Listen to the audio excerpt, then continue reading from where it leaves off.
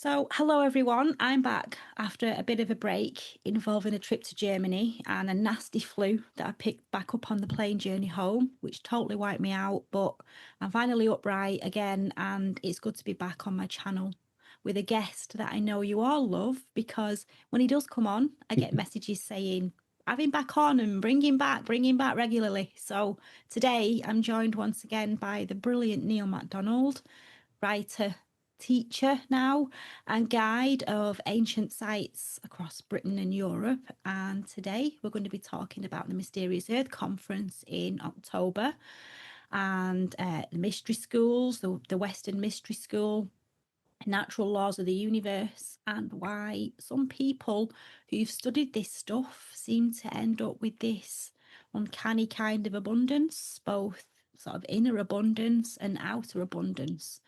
So make a brew and get comfy, and let's bring some of the ancient world into our lives today with Neil McDonald. Hello, Neil, and welcome. Hi. Yeah, good to see you again. What an introduction. I thought I'd do you proud. You did, certainly did. Yeah. I thought I've got to meet this guy. Yeah, he's all right, actually. He's I worth hope so, meeting. yeah. So give us a brief introduction. I mean, I've introduced you, but you tell us a little bit about yourself and what you've been up to. Well, for the last sort of 25 years, it's getting up to now, I've been running megalithic tours.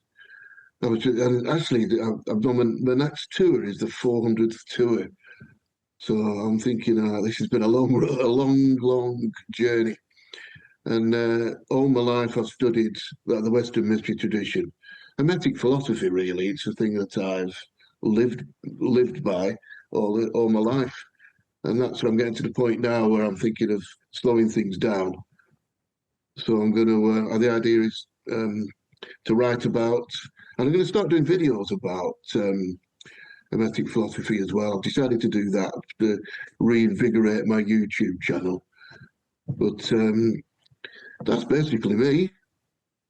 Very straightforward sort of guy, really.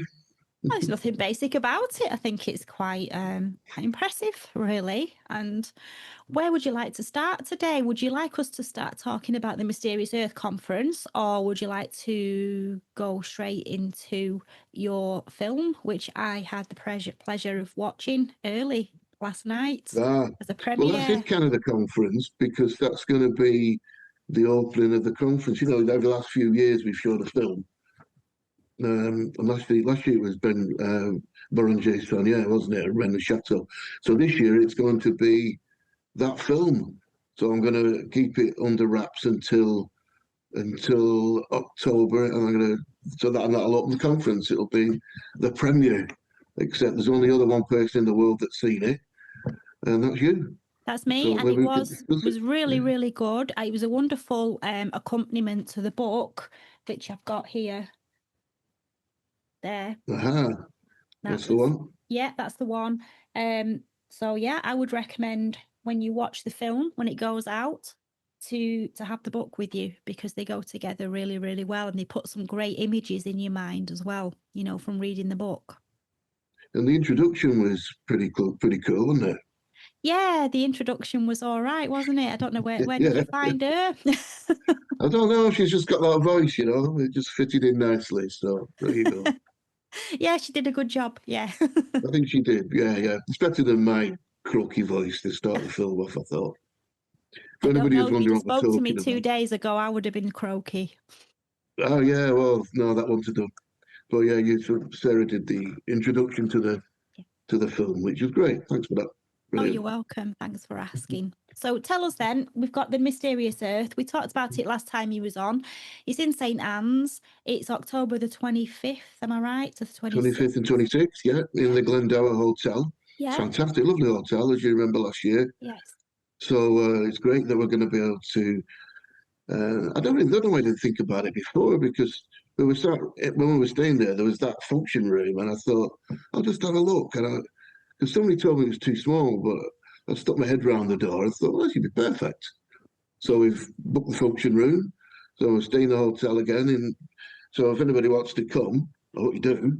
But so you can stay in the hotel and get a cheaper room if you ring them up, tell them you're coming to the conference. Well, you can stay anywhere else. Doesn't matter. There's loads of hotels around there, aren't there? Yes, and it's a lovely place, and I'll put the links in the video description to the Mysterious Earth booking page on your website. And have you got the link to the hotel on your booking There's yeah, page? you got to ring them, but if you look at the bottom of the conference page, all the information's there. You just ring them up, and they'll know. And they'll give you a bit of a better rate. Okay. So with this Mysterious Earth, I mean, I've been coming a few years now, and it's very, very popular, and there just seems to be like a big revival of interest in the esoteric and the unexplained right now, doesn't there? Yeah, there does. Yeah, it's well a lot. I mean, it needs to be, doesn't it? Really, but I think we're in this little group, aren't we? That's kind of really into that sort of thing. Because I mean, I hope it does grow. But you go out and you go to pubs, but people know still no idea what you're talking about. But you've got your when you do your caffeine chronicles and that sort of thing. People seem to be well, they join in with it and get involved, don't they? So you seem to have a good following. Yeah, yes, I do. Yeah, and I've had some good guests on. It's been good. Mm. One of the things you mentioned there about you can't really talk about this stuff to people in the pub. Um, the exception to the rule there would be the pub night in the middle of the Mysterious Earth conference, Oh wouldn't yeah, it? oh yeah. Everybody's talking about it. That the Yeah, locals will think we're crazy, but it's like hey, that's till cool, you know. 2 and 3 o'clock in the morning sometimes. Absolutely, yeah, yeah. Yeah, at the hotel bar, yeah, it's great. I mean, what a great crowd come along as well. You know, there's so many interesting people with ideas and thoughts and experiences of their own, and it all. Yeah, I suppose the idea of the conference is to come fair, isn't it? And there's some wonderful people. Some of the people have been coming so many because this is the 17th year now. You know, things have wow, it's a long time, but yeah, great people. A few beers and anything goes. Well, anything esoteric, you know, in the Yeah, conversation way. yeah. I mean, Yeah. last year there was a great talk about ventriloquism. Oh, David Malmberg, yeah. Yeah, David, and he didn't say he's actually got a PhD in esoteric studies, which he didn't mention, and he's also a Grand Master of a Masonic lodge. He's the thought that he's studied through the actual esoteric stuff, not like the boys down the club, like a real deep esoteric so philosopher type organization. So he's got a hell of a lot of experience, and he's also a professional guitarist, Spanish guitarist. He learned from the masters in Spain, and he's a ventriloquist, and he literally has big audiences all around his area well, actually in America. He's going from coast to coast actually this year. He's got he's really well known. So for us to get him at a little conference was quite a thing, and it was entertaining. What he would be, wouldn't it? Yes, But especially when he started doing the ventriloquism. He got the bloody yeah, dummy yeah, and out, didn't he, in that the end? And he was back, doing the voice. yeah, Let me out, let yeah, me that was out. it. Yeah, he does it when sometimes you'll be sat having dinner and he'll go, let me out, and lift the glass up. Oh, that's better. Let me out. So, you know, turning the glass off, it lets somebody in. Yeah, wonderful guy. We've had some great time. He did the Sardinia tour, he's done the Cathar tour and the Brittany Carnac tour. So it's been, you know, a good few weeks with them. They're like firm friends. Yeah, they were a nice couple. I remember them. Mm. Yeah. It'd be nice if they come back really this year. You never know. I know that Cheryl, his partner, wants to come back, but whether they'll be able to drag David across again, I don't know. We'll see. Right. Yeah. So, is there a theme this year? Anything, or is it just anything esoteric goes? Yeah, no particular thing. You know, I've never really picked a theme. Well, last year it was a bit sort of a Da Vinci Code type of thing, but I don't usually pick a theme, but it kind of developed into one. Because people say, "Oh, that was an interesting theme." I thought it wasn't planned. It just turned into a theme. I don't know because people like, as somebody said in the previous talk, well, I suppose we're all kind of on the same wavelength and talking about the same sorts of things. But no particular theme this year. Um, no, Steve Mira is going to do. He's talking about. It's all this high strangeness thing that is really popular now. He's got an Operation Gateway or something, a Project Gateway, and he's traveling all around the world. In fact, he went to Germany not long ago, looking into all this esoteric stuff. So that he's doing two talks. That's for two. That one on the Saturday, one on the Sunday. So that'll be a kind of a theme, and it'll fit in with other people's talks as well, because we're kind of megalithic, and also he used to do a lot of stuff to do with haunted houses and all that sort of stuff, and spirit presences. So I think it's going to kind of blend in. There has been one change to the booking this year, hasn't there? So we might as well get it out of the way now and Well, there's been confess. two actually. Yeah, Yeah, right. two people. Yeah, Two people have booked really. that. Oh, so it's right. So I'm not just me that's been unreliable then. No, That no, makes me no. feel a little No, bit it's better, but no, you're yeah. fine. Don't worry. I mean, we've got what's she called? Mergeram. I can't remember her second name because she's from the Netherlands. Has jumped into your place. So she came last year. She's got a massive YouTube channel, so like 20,000 subscribers, and Wow. she gets in contact with the stones and speaks to the spirits of the stones and that sort of thing. And it's all about that and giving sort of advice and help to people from what she picks up. I'm not quite sure what it is yet, but she picks it up. I don't know how you describe it. We'll find out. But she's very popular anyway. She's coming all the way over from the Netherlands to do it, so that's going to be good. But she's the one that took your place, Oh, that's good. unfortunately. That's good. Yeah, yeah. Well, I was originally invited to speak this year, and I was really honoured and really proud, but I just had a lot going on behind the scenes lately. My head's not been in the right space to give it the focus it deserves. And if I'm going to stand up in a room full of curious minds and talk about magic and mystery and meaning, then I really want to own the space and Absolutely, yeah. feel Yeah, for now it's proud. not in it. It's not in it. Maybe next year, once you get back into it again. Well, I was going to say maybe I'll get invited next year, Yeah, hint, sure, yeah. If hint. you can, you'll be twice as good then, because you'll have a whole more year to think about it. Yeah, that would be wonderful. I would be Mm, honoured. Yeah, definitely. But until brilliant. then, I'm just going to be on my own channel, producing content Mm, as and when. But definitely up for that next time. Yeah, when I'm in a better mm, headspace. And I'm glad you brilliant. found another person to jump in. But I will be there as an audience member. Good, good, good. So And with all your friends, they usually come along, don't they? yes, they do. I'll There's be usually a there as an small group audience of you. member. Yeah, Val's Brilliant. coming. Yes, we're all coming. And if you want any help with any of the computer switching on and off or whatever, I'm happy to Oh, cool, yeah. We help you might out just with need that. that. Yeah, might just Definitely. need it. It's a whole new place, whole new venue, so and yeah, and the good thing about that hall as well is we're not going to be rushed. We can get there on the Friday evening, set up slowly, and then we're not going to be thrown out at night. We've actually got it all night as well. Well, obviously we don't need it because we'll be in the restaurant and the bar, but it just means there's no pressure time wise like there was before at the YMCA, and Yes. also and Yeah. that sound problem solved as well because used to echo in the roof. Yes, it did. Yeah, it was So very big, wasn't it, that room? Very high ceiling. yeah, it's like a curved aluminium with ridges in it. It's like all the sound bounce all over the place. So yeah, it's going to be good. Yeah. Fantastic. And it's great for the weather as well, because if it's a bad weather in that weekend in October, it doesn't matter because you're already at the venue and you're sleeping there, you're staying there, so you don't have to grab a taxi and get wet through to go anywhere, do you? You're just No, you there. don't. Everything's on hand. I'm really looking forward to it. It is a And it's good, always a bit nerve-wracking leading up to it. It's going to go right, get enough people, and all these things. But it always works out. It always has before. So this year I'm telling myself, just relax, don't worry about it. But you know yeah. what it's like with planning things. Going to make sure things sort out. Are you Yeah, doing the emceeing as well, or have you got? yeah, I'll do that. Usual thing, but unless anybody wants to help me out by doing a few, but I don't know.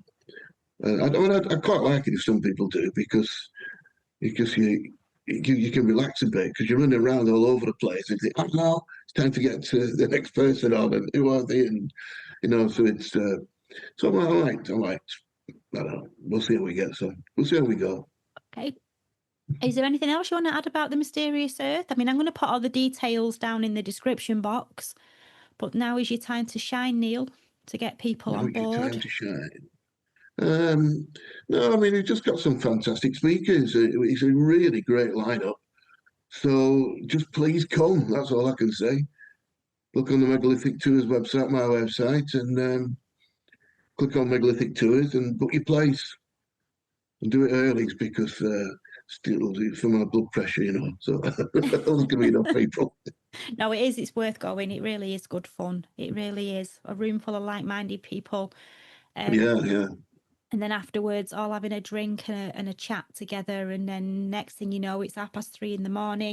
And it's like, we better go to bed because we've got to be up. About time, yeah. Because get up for breakfast and all carries on. So the food there is really good. The pizzas are great. Oh, yeah, of course, yeah. Remember the pizzas? Yes. Fantastic pizzas. Kippers for breakfast. So, kippers? You did have kippers? There was kippers on, yeah. Oh, my God, horrible. Yeah, egg and bacon will do for me. Full English always. Or you could start with kippers, egg and bacon in the middle and then finish off with... Oh, no. Not a kipper person, really, no. Even though I've got to do an Isle of Man tour. Because that's where they're very popular on the Isle of Man. Come from Peel. They are, kippers, yeah. I went to the Isle of Man at posted home. Yeah. I love the Isle of Man. Yeah. So, they'll do a tour to the Isle of Man. Next year it's in April, I think. All right. So if anybody fancies the Isle of Man, that's Megalithic Tours again. Click on the tour timetable. So I'll put the first half of next year up and the rest of this year. In fact, now we're mentioning that, there are 1, 2, 3, 4 one-day tours in August, which is now, and into September. We've got next week, the 9th of April, it's the Vale of Eden tour. That's where the River Eden flows on the east of the Lake District. And then the weekend after that, the next Saturday after that, is the South Lake District. 2 places left on that. The weekend after that, it's the Derbyshire Henges and Stone Circles. And then at the beginning of September, we're going to Peel Island. So there you go. If anybody wants a day tour, they're filling up, but there's still places left on them all. Very nice. Very nice. And just in between the Zoom switching off there and switching back off again, we sorted out the MC issue, didn't we? We got an MC for we did, yeah. I've got a volunteer, strangely enough. Yeah, since then. Oh, it's not that, just what a coincidence. We just mentioned it, and I got a volunteer. Yes. So there you go. There you go. Yeah. Can anybody guess who that is? If you want to know who the new MC is, then I suggest you go check the website out and have a look. Yes, there we go. Pleasantly surprised. Always.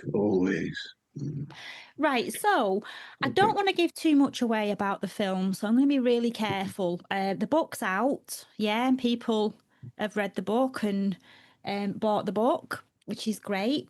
So Both got one. What I'm going to talk about with it, I want to talk about natural law because I'm really interested in natural law, but I don't want to come at it from an intellectual, pretentious way about the principles, the Hermetic principles and things. I want to try and keep it sort of so people can get their heads around it and get an interest in it. And then if they want, they can go to the book and have a look at the Hermetic principles. Because that's important, because one thing I've realised over the years is that I've read so many books on Hermetic philosophy. It's been really important to me. But the important thing is to keep it very, very simple. Because that's what counts. And I remember some doctor said to me years ago when I was nursing, she said, everybody tries to explain medical things to you, you can't understand it. That means the person who's explaining it doesn't understand it. That's why they've got to make it complicated. Because it really is very, very straightforward stuff. And that's why what I've done, in my book, I've made it. I'm on the course, really. Basically, they're on the course, which are called self-empowerment and what they called. I've got around with it. What they called self-mastery and empowerment through ancient wisdom. Get to the right page there. And there's 3 long courses and another course that's kind of just background information. Well, they're all things based on the tarot because, well, the tarot basically was just a way of explaining Hermetic wisdom, while just putting it into like a book, symbolism. So what I've done is I've gone through in that way because it keeps it incredibly simple and to the point.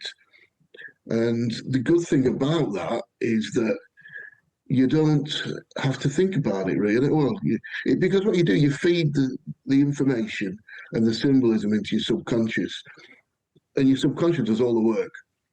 So as you feed all this stuff into the subconscious, bit by bit by bit by bit, the effects start becoming part of you. So you don't really have to do anything. And that's when I look at some of these courses that people do, or like don't mention any, but some of them they seem to be so complicated, and you have to meditate 4 times a day and write all these books. Well, if you're doing that, you're not really doing it, because all you're doing is, in actual fact, is lifting a veil. You're not learning anything new. You're just reattaching to what you already know, which I think people in a previous existence lived that way. I think that probably I'm going to think of maybe the megalithic times, people were more associated with the planet, more sort of meshed in with it. So we've kind of forgotten a lot of this stuff. So all we're really doing, all I'm trying to do is to slowly lift the veil to all these things that people already know. And then once you do that, your life will just naturally improve. I totally agree with you about keeping it simple, because I'm like you. Definitely. I love to read books. I mean, I've got loads of books. There's a bookcase there, and they're all over the house. Yeah, I But understand. Yeah. what I don't like about it when I'm reading is when it becomes a job, and I Mm, think I really should understand this, but I don't. What's he bloody talking about? Or why has he gone all around the houses? Or what is this massive sentence that's like this long with yeah. I don't like it. I'll just like it to be interesting and easy to absorb when it comes to these kinds of things, esoteric subjects. They should be. They really should be, because, like I say, it's knowledge we've already got. It's just a case of awakening it. I mean, it's so easy when you're writing to go off on like an ego jaunt or something, and start trying to making it so complicated and in depth and tying people in knots. I mean, I understand that that was done early on with people like Crowley and maybe Israel Gardi and all these people like Levy and all that. But at that time, they were doing it because, well, if they made it really straightforward, they would get themselves in trouble, wouldn't they? Because it was a secret thing. And I think they were also scared in case people, which is a possible thing, but they got too much information too soon. And that is a problem I do see. So I mean, that does happen. People can't cope with the information that they're unloading, and that's why. Well, as I mentioned, that's why I don't think people should do these drugs. The ayahuasca and that sort of thing, because they're opening up to things that the body isn't ready to experience. So I've just kept it really simple and tried to unroll it in a sort of in a in a systematic form. So one thing is realised, and another thing's realised, and another thing's realised. So I've set it out to a system where one thing leads into the next, and leads on to the next, and leads on to the next, which is basically what the tarot does anyway, if people study it properly.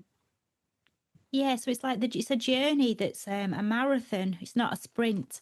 People just when they're exploring, expanding the consciousness and things like that, a lot of people think it can be done overnight, and if it doesn't happen overnight, then I must be doing something wrong, so I need to cram everything in and do everything all at the same time, and then fight harder.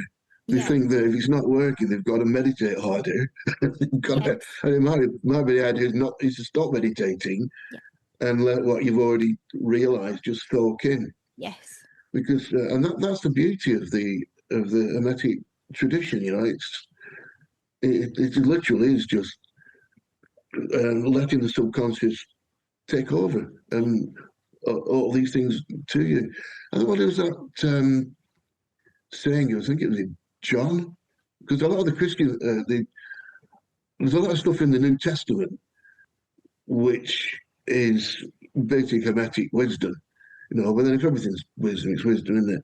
But he said, Jesus, as John said, now I think of a child and act as a child when I saw through a glass darkly.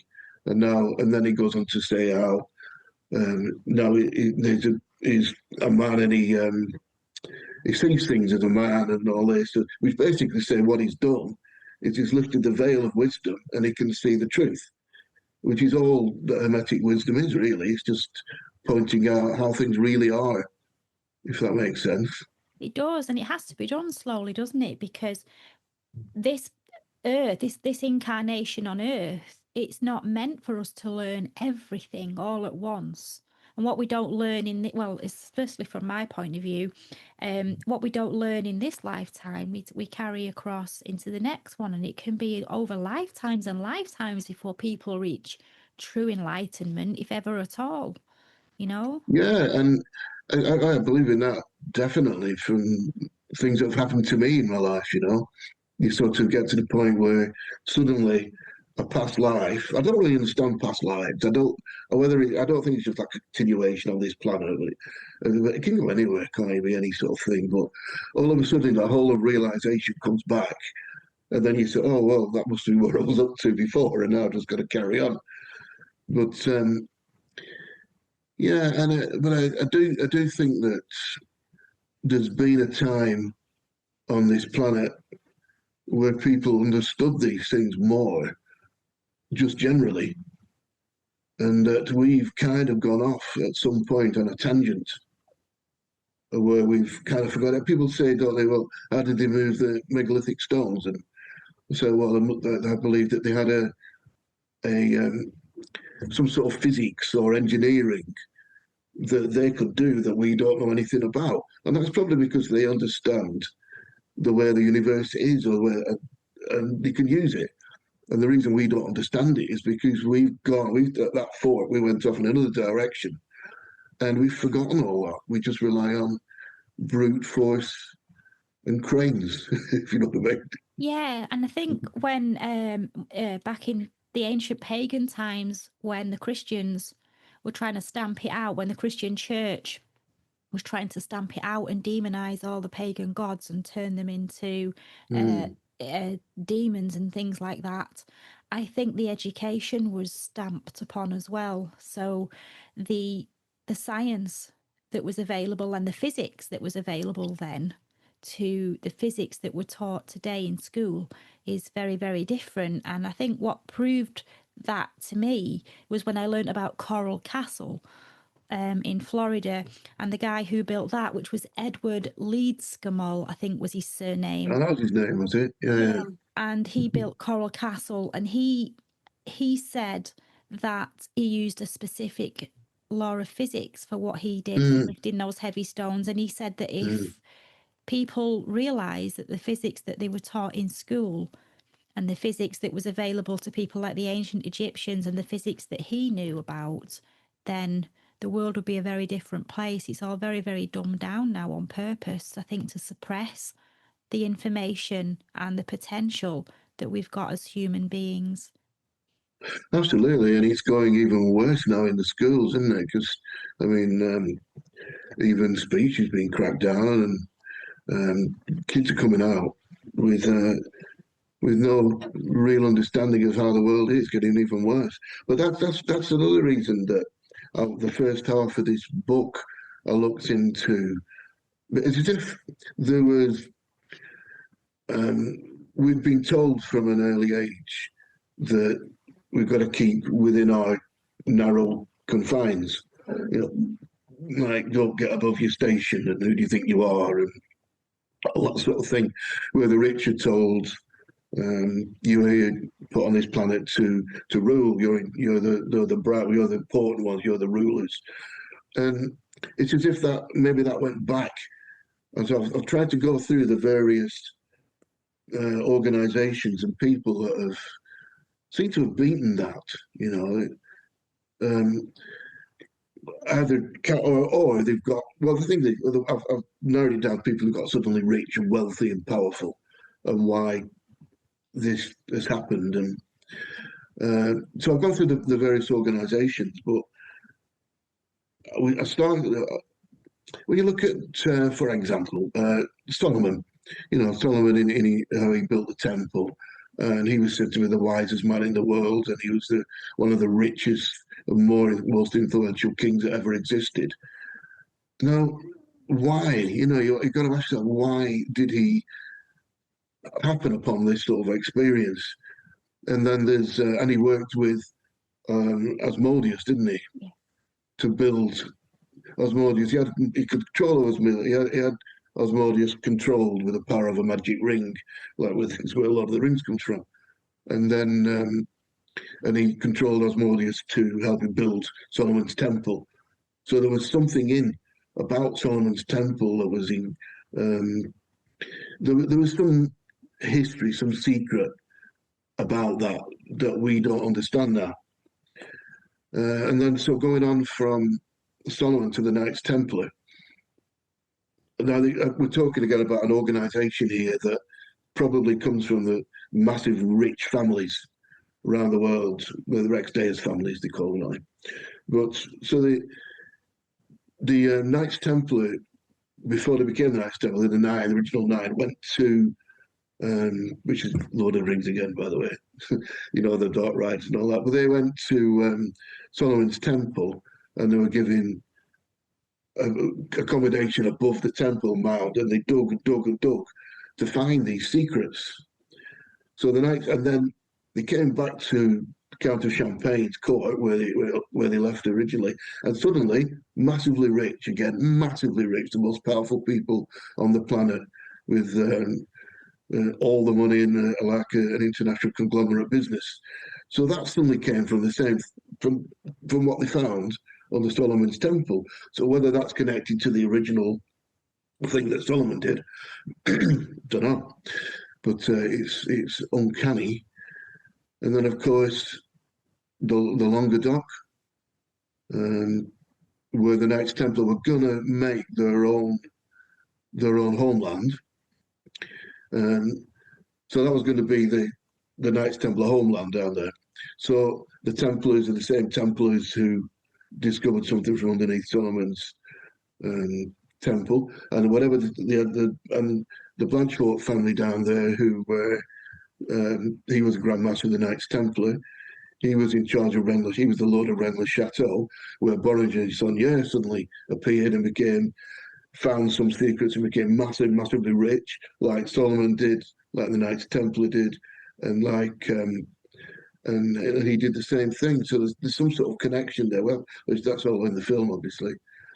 And then that carries on through the City of London and that strange phrase, "Et in Arcadia ego," which I think fascinates me. Anyway, there we go. So that's it. So there's something in all that, I think, that if we could understand it, and the people who have understood it, of taking control of their environment and being able to form it and shape it. Yeah. Yeah, because you, in your book and your work, you've kind of traced that forward, haven't you, to the Fouquet brothers and what's his face? Oh, goodness me. I can remember the Fouquet brothers, but I can't remember Boranger Saunier, yeah. Boranger Saunier of Rennes Chateau. And it's possible that he was working or venerating Asmodeus, because he Well, was it's big on possible, garden yeah. parties, wasn't he? And Yeah, barbecues. and that was in that was in the Boulanger Saunier book, yeah, because he I mean, there was a big picture of Asmodeus, not a statue of Asmodeus.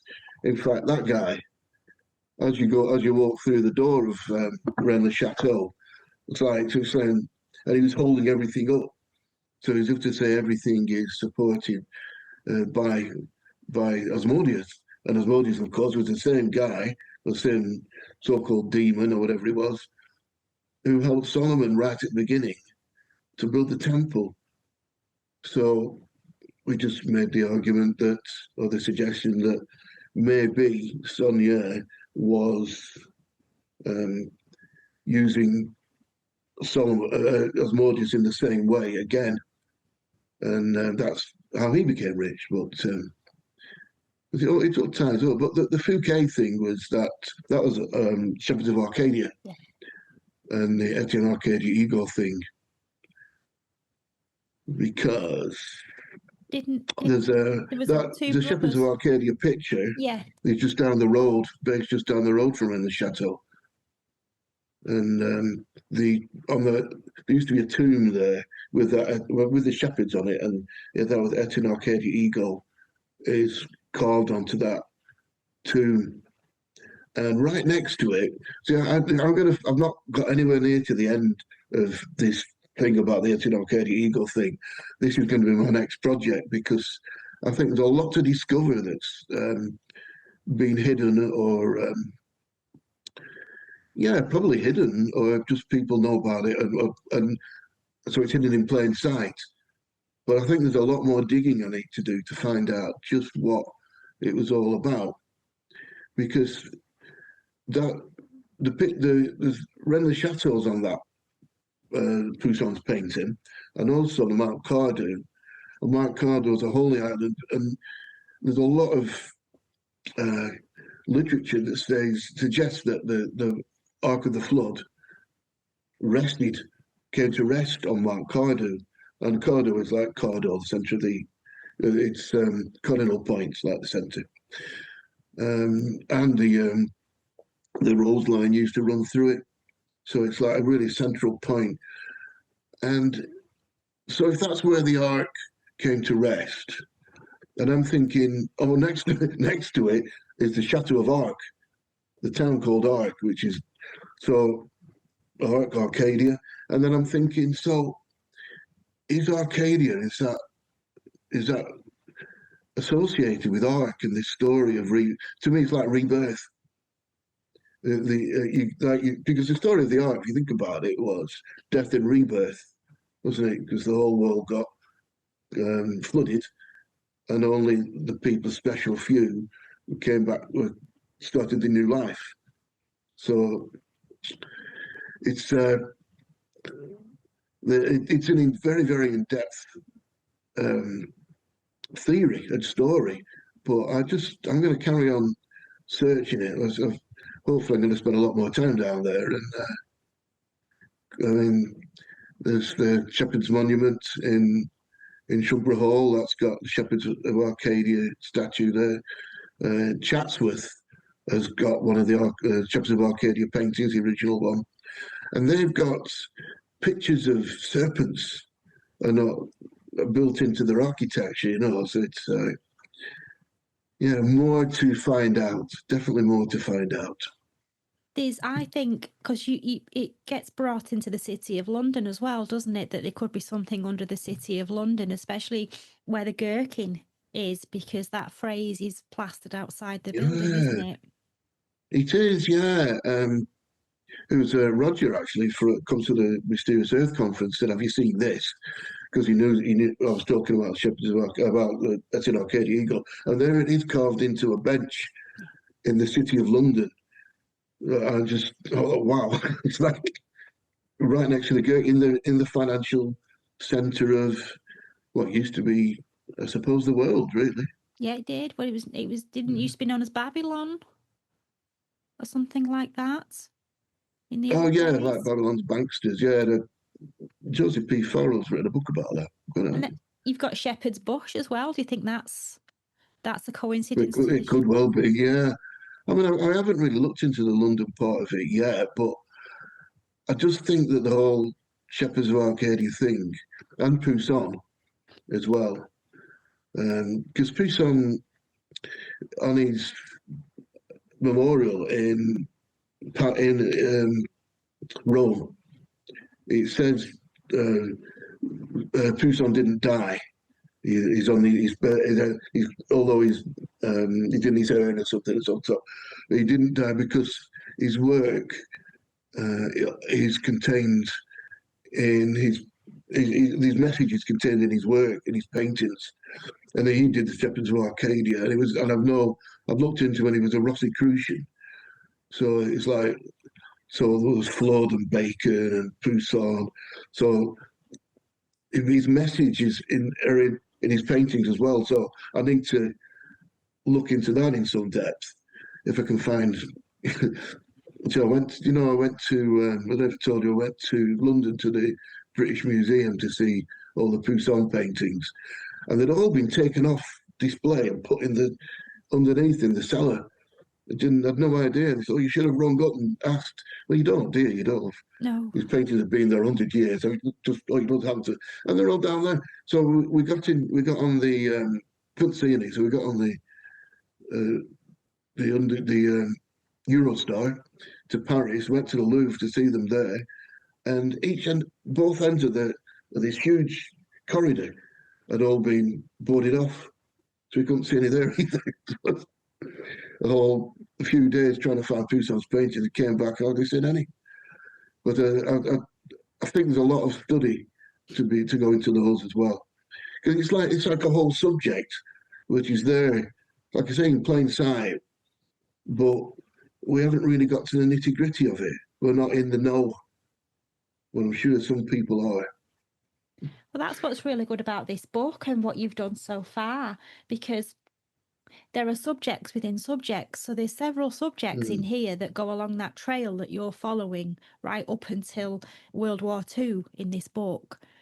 Oh, the Nazis, yeah. Yeah. And then once you get your head around that, then you can start picking an area and then having a look deeper into that, can't you?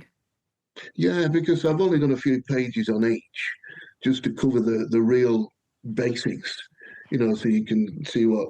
Because you could write a whole book about each one of those subjects, but the idea was to follow the trail. Yes. And to go through the basics of each part of it. And to present it in easily digestible chunks as well, because you could easily do a 500, 600 page book, but it's overwhelming for people. People like the thought of being able to pick up a book, read it from cover to cover and understand it before moving on to the next book. Whereas if you try and throw everything in all at once, it starts to get complicated for people, doesn't it? That's what I like about this.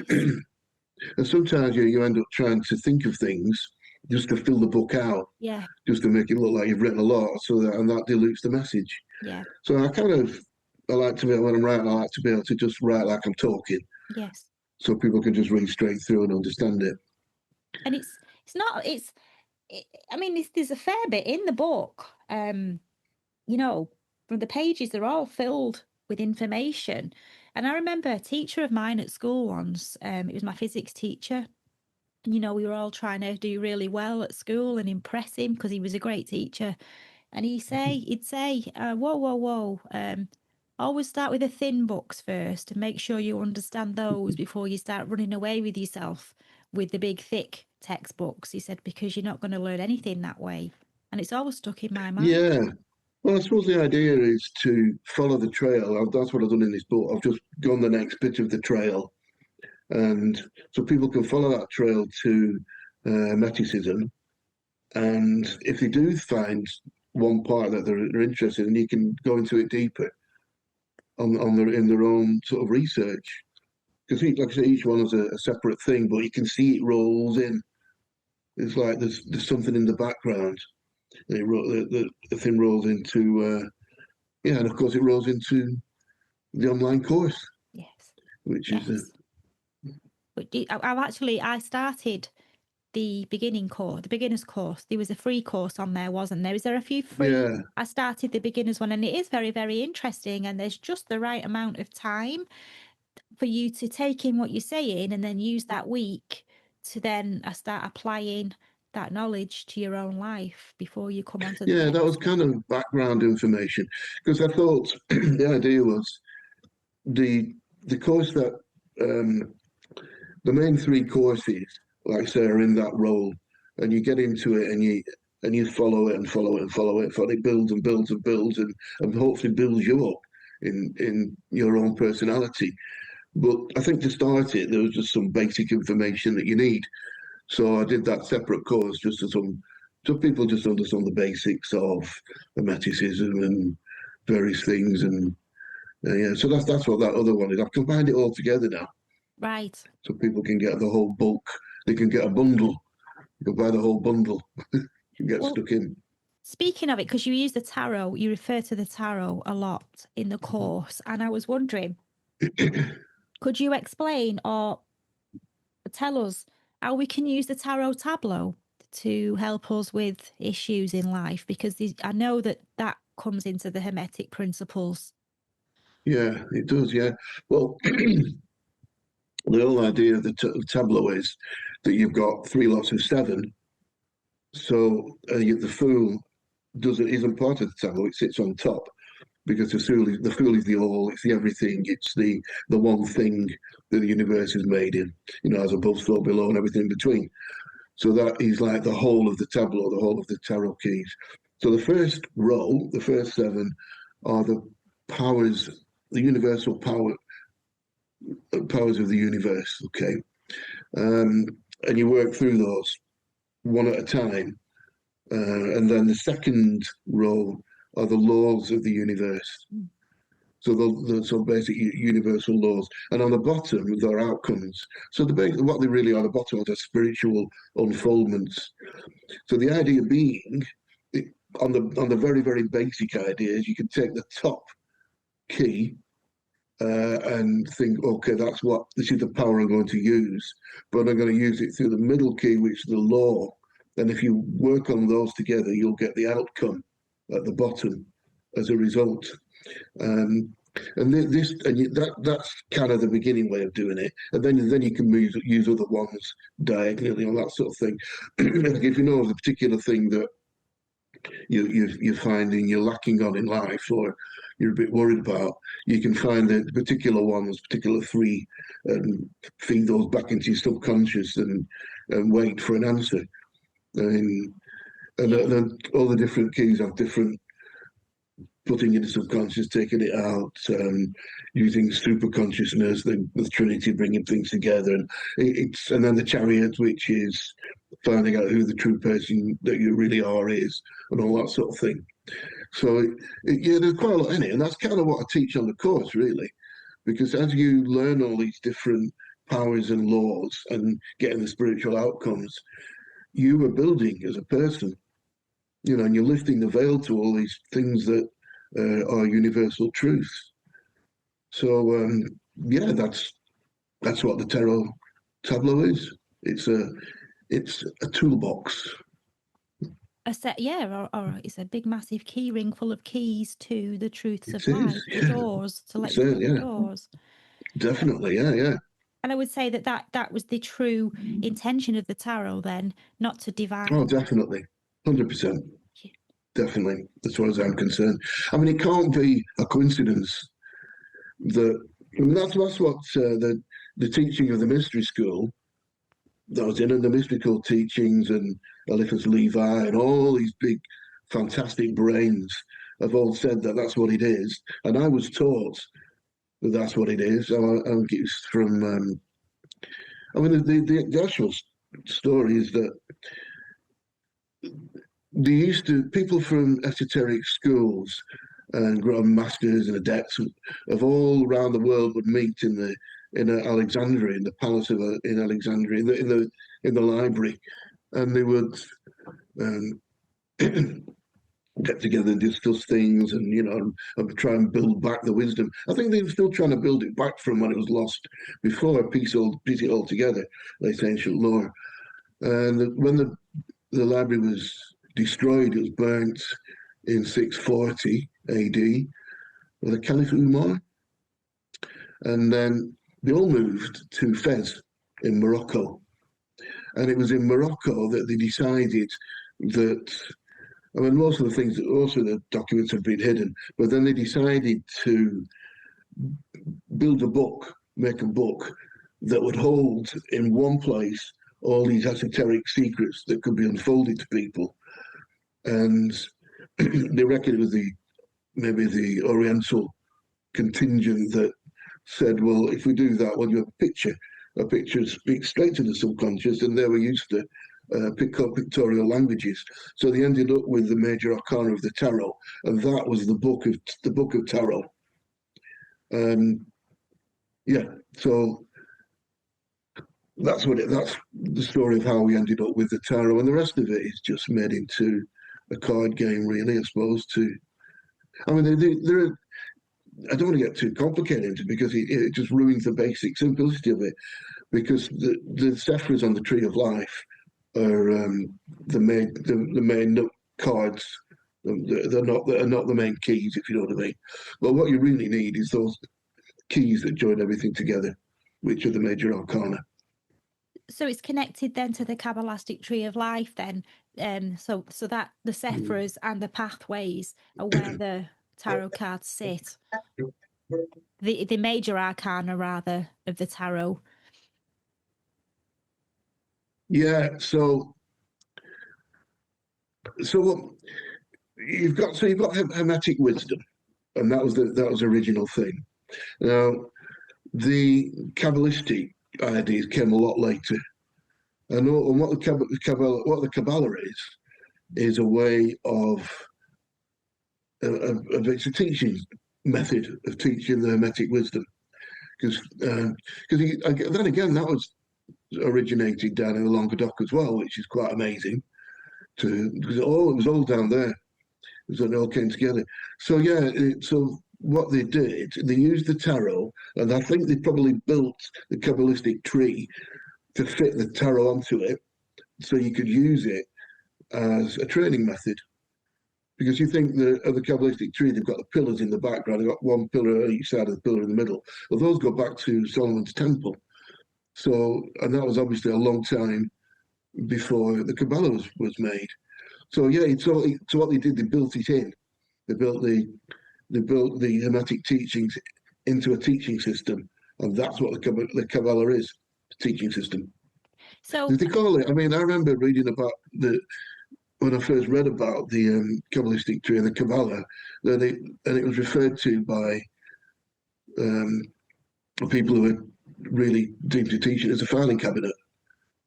So you put everything, all your correspondences in different drawers, and that's what the different Sephiras are. Right. And on it, I'm gonna put an image of it on the screen. But on it, you've got the three amongst all the pathways. There's three going straight across. Does that represent the three levels of the tableau then? The different, because there's three levels in the tableau, isn't there? I never thought that, because each of the lines are one of the major arcana. Yeah, it could do, but of course you can use that tarot in the Kabbalistic tree in a different way, can't you? Because you can either climb up the tree, or you can. I think if you're an adept learning, you climb up the tree from Malkuth at the bottom to Kether at the top. And Kether, I've been told by a very wise person recently, is the Cathars, because in French it's Kether. Right. So that was quite an eye-opener to me. And yeah, so Kether being the Cathars. Now, the Cathars were in the area of the Languedoc where the I'm haunted. Yeah, in the Languedoc where the Kabbalah teaching system was put together, and the place we used to stay for many years on the Cathar tour, Megalithia's Cathar tour, was in Aleph Laban. Now that's the Aleph Valley, and I never realised until this person said, what is it called? The Aleph. Oh, Aleph, yeah. which is at the beginning. Cathar is the end. She said, well, yeah, you said she said that. She won't reveal it very well. She said, there you are, think about that for a while. So I thought, yeah, right. I was sat there in Aleph where the Kabbalah was written, and where the the French Cathars, also settled. Yeah. So it's like, wow, there's more to be learned there as well, isn't there? Yeah, and when you think Can't about it, remember it what we were really talking is about. right there looking at you, isn't it? I was right in your face, yeah. And to think that I'd studied all this stuff for so many years, and we were doing the Cathar tour, and I was sat in the Leveshe, which is the old Bishop's Palace in Aleph, at the Ban, and for many years I never even realised until I read a book from a Jewish guy, his name I can't remember, Geshem, but who explained it all, that's where it all came from. I thought, my God, I've been sat there having my dinner in the gardens there, where the people who wrote all this stuff hundreds of years ago were sat previously. It blows your brain, doesn't it? Yeah, it does. It does. And with the Kabbalah, I mean, if I'm going out of the scope of this book or anything, just rein me back in. But with the It doesn't paths matter. of the Tree of Hmm. Life Yeah. and the Tarot Tableau, is that any way in connection with the flame of the path of the flaming sword on the Kabbalistic Tree of Life, or is that something that's out of the scope of this? Is that something else altogether? Yeah, it is. I mean, yeah, I think well, the flaming sword and everything can be brought into the teachings of the major arcana and it's part of it, but I haven't mentioned anything to do with that in the book or the course. I think it's a separate thing. Right. And one other interesting thing about the Kabbalistic Tree of Life is the three pillars. Yeah. And the one in the middle is the Hmm. equilibrium. And that's Yeah. what we're always striving towards. And I've heard you talk about that a lot in your other videos, even when you've talked about tarot cards in your other videos, Mhm. that you're always trying to come back to the middle in order to live within natural law, if you like, and for life to go Yeah, I mean, well. the whole of the universe is duality. It's been everything's duality, isn't it? I mean, that's why you get the black and white floor and all that sort of thing. Because I think it's a bit like saying, how did the world come into existence? Well, somebody or something, maybe God, obviously, decided what we'll do is just we'll separate everything out so that everything is within a continuum.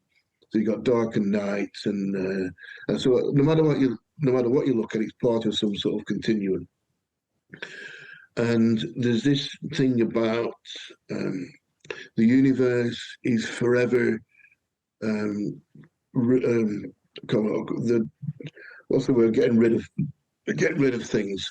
Um, I can't remember what the word for it is, but like dissolution. So in one way it's dissolution, and in another way it's rebuilding. So it's forever.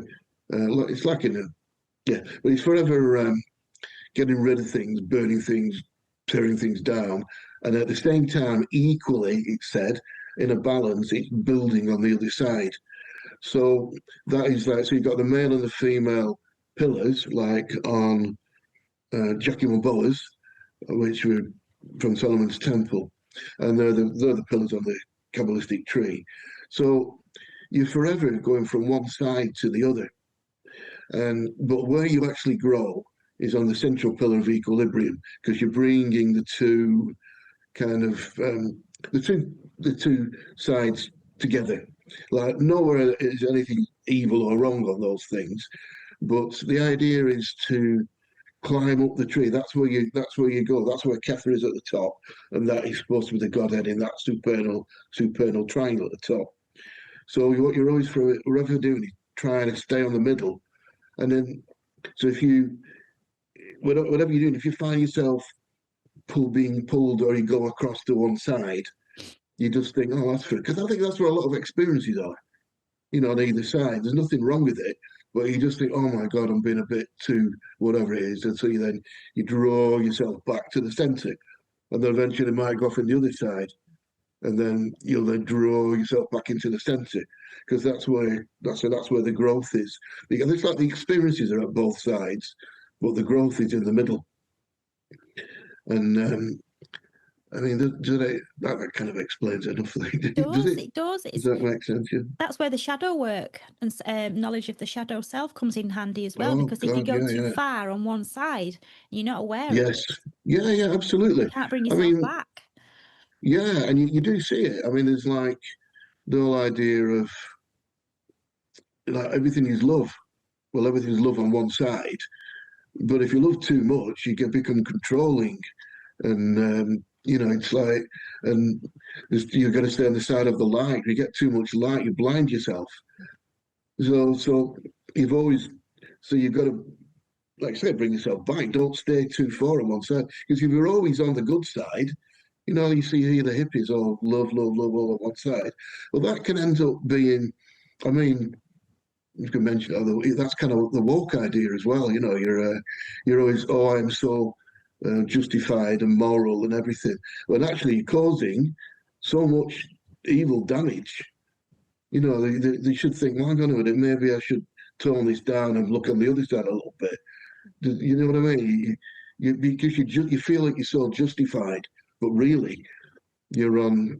There used to be a thing called when I was psychoanalyzing, there was the schizophrenic mother, and the idea when they would, so you get a patient in, and when the mother came, you would say, "Oh my, it's a schizophrenic mother, overwhelming, over loving, over attentive. It sends the child insane." So yeah, you can be too much, and you obviously don't want to be too much on the evil side as well, because but if you do lose your temper and find yourself doing something wrong, you just recognize it and bring yourself back. You don't tell yourself off, because it's you. Like I say, your dark side is part of you. There's the dark and the light. But you just try and stay in the middle. I think that's why the world's a bit like it is at the moment, isn't it? Because everybody's pulled to one side or another, and they're extreme sides. And I suppose you could use politics as an illustration of that without getting political or anything. But you've got the left and the right. And back in the old days, not so long ago, you could have left of the centre or right of the centre, and that was where the common sense kind of prevailed. But now you can't dwell in there anymore. You've got to be here or you've got to be there. Absolutely everything is so polarized now, isn't it? Yes. Just recently, I mean, it's like, and it didn't used to be, oh, you're just a left, you're just a right. Now it's like daggers drawn, isn't it? It's like it's gone so far that people don't seem to be able to meet in the middle anymore. No. And I think that's why the world's so fragmented and why people are so lost and all at sea.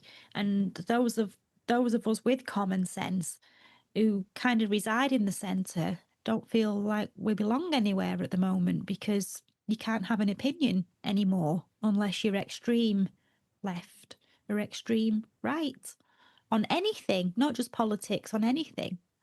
Absolutely, yeah, no, you're right. Definitely, we are in strange times. We really are. I mean, I honestly believe though, if people go back to like the Hermetic thing and like the wisdom traditions, then it would kind of solve it all, because if you understand the way the universe works as best you can, then you realize that that's just, you can't behave in those silly manners, because it doesn't make any sense. So yeah, I think the more people learned to work with the powers and the laws of the universe, I think things would just correct themselves. They'd have to. Yeah, natural law would say it has to. There's no other way, is there? And if No. one person at a time just took on the principles of natural law and gently guided themselves back to the center, one person at a time, then eventually that would take a shift back to the center. But is it right that throughout history it kind of goes one way and then swings back the other way? But that's a universal law as well. I remember the key 10, the Wheel of Fortune, that things go round and round and round in a spiral, and yeah, so it's like it will happen, and it is kind of a natural thing. It's just, but we just seem to be in such an intense part of it at the moment. But I mean, it will come back right again because it's part of natural law that it will get like this. You know, things will get prevailed. But it. I mean, I think about this quite a lot. Right? I'm not sure whether you can make things go back. All you can do is yourself, isn't it? Yes. Really, just make sure yourself is okay, get yourself back into the middle, and everybody else will. Or whether it's a natural thing, a natural spiral that this will go around, and maybe something will happen, and people have to start adapting natural law again. Yeah, But I absolutely. think that the schools and everything, you're taught not to. It's all science now, isn't it? The experts. We're told to listen to the experts instead of just relaxing and maybe the universe knows one or two things as well. Yeah. And I think you can't, you as an individual can't take on the responsibility of the pendulum swinging back to the center on a No, global scale. no. All you can do is focus on your own inner work and Yeah, that's forget what the you can do. chaos that's going on around you. You've got to come back to center and do the inner work and not be swayed by being pulled here or being pulled there. Well, absolutely. I mean, and you're not supposed um, to force anybody to do anything anyway. That would be evil. You can. So I just think if I suggest something to somebody and plant that seed, and then it's up to them because sometimes you'll do that. Well, most of the time it's a waste of time. But once you've done that, I think you've done your bit because you can't start trying to affect somebody's life because that's controlling as well, isn't it? You can only concentrate on yourself, Mm. and that can have a knock-on effect, can't it, for other people, but they've still got Hopefully, the yeah, free yeah. will. Yeah, yeah, totally. It's great. And like I say, it helps with the shadow work as well, because myself, when I've done some of this internal work and I think, oh, maybe you're being a bit too much this way, and perhaps you should just have a look at it from the other side and come in the middle. And I think, yeah, maybe you're being a bit too dogmatic about that. And then you Yeah, come to it's the hard side and sometimes, isn't it? yeah, and then you learn from that and you think, yeah, maybe I was. I'll Yeah, try not to do that again. And yeah, yeah, I know what you mean. Yeah, but like I say, you're always learning. I mean, you can't be perfect, can you? You just got to do what you can. But the thing about the shadow side, I think that's very important. I think at school you should be taught that because there's so much people repressed so much, and that shows itself in anger and all sorts of evil things, doesn't it? Because if you're told that, oh, you've got a shadow self and you see it and you recognize it and know what it is, and just don't judge yourself, just bring yourself back into the center, then because if you're told that it doesn't exist and you see yourself behaving like that, you'll always be fighting against it, and you'll always, and like you say, repression's a dangerous thing. Pressure cooker builds up. yeah, and it explodes. So, yeah. So, my advice to people, and I'm sure yours as well, would be to go and have a look at your course and certainly Definitely. buy this Yeah, book, yeah. because it is a great starting point for something that is such a deep, Mm. deep topic that can help you with your day to day life. And what more could you Yeah. ask for? Well, I hope so. Yeah, because it's kind of a life work, really. And like I said, I'm getting to a point where I'm thinking of half retiring and stopping doing things. So that's when I saw the way the world was, and I thought, well, I'll, I'll make this course, and hopefully it can help.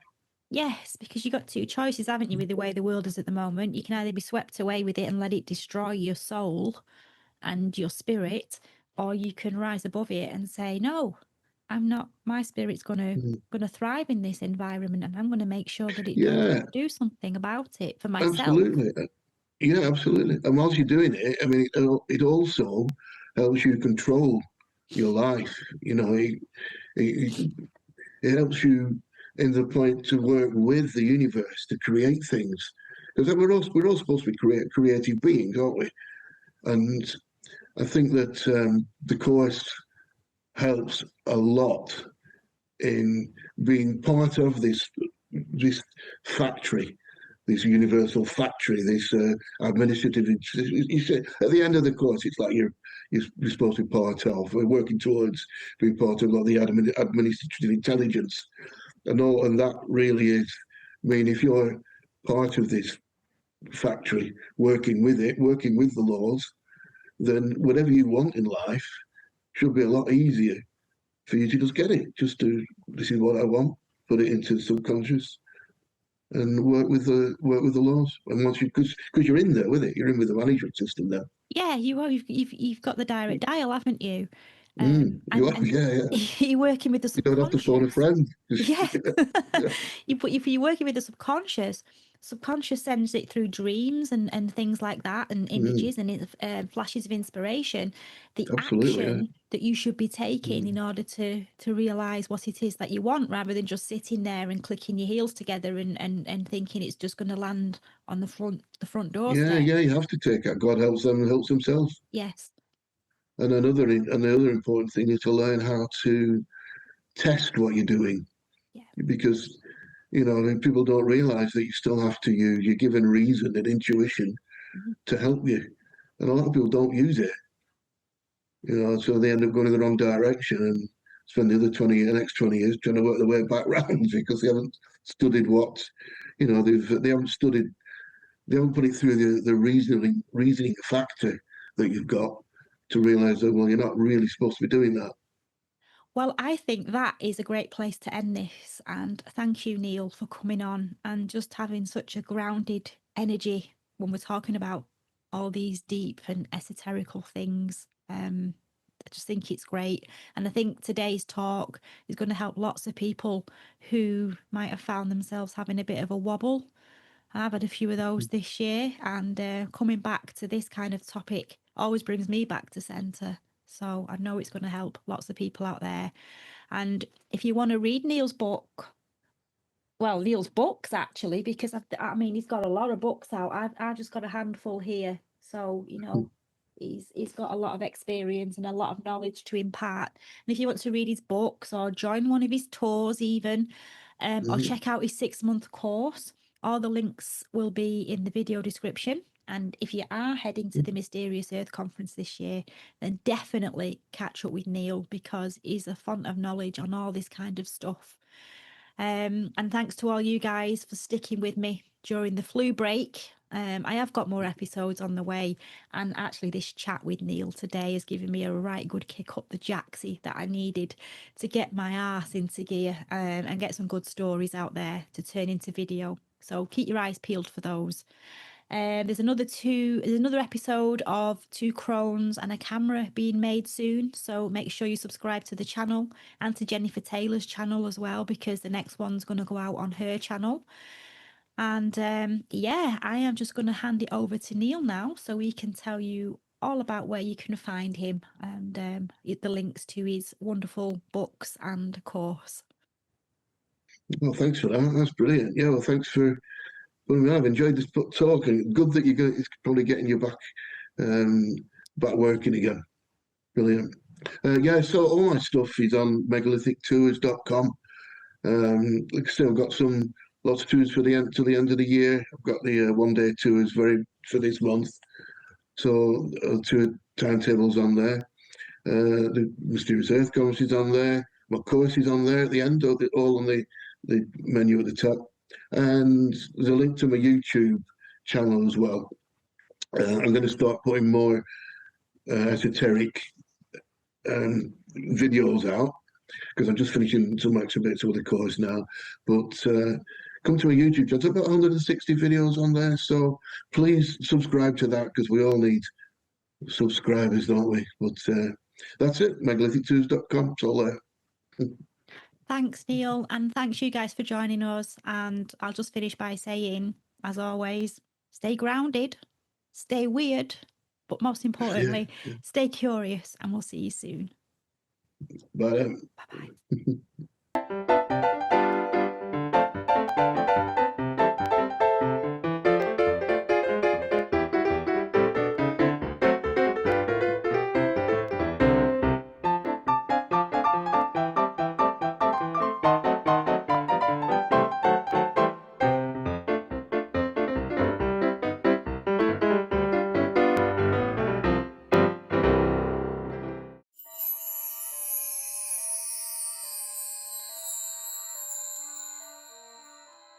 Joseph.